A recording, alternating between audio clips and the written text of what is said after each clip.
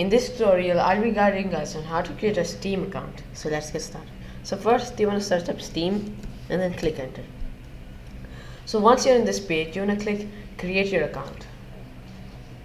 So wait for it. So over here you have to enter your Gmail. So I'll enter my Gmail and you have to re-enter it to confirm it.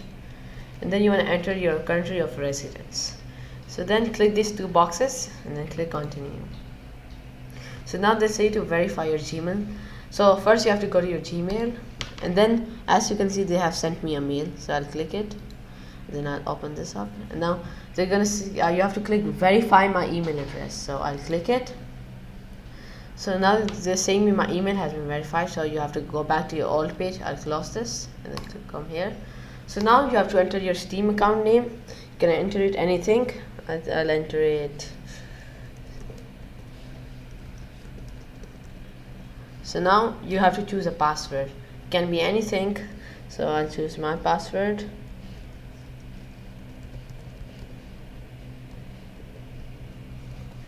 And then re-enter it. You have to confirm it.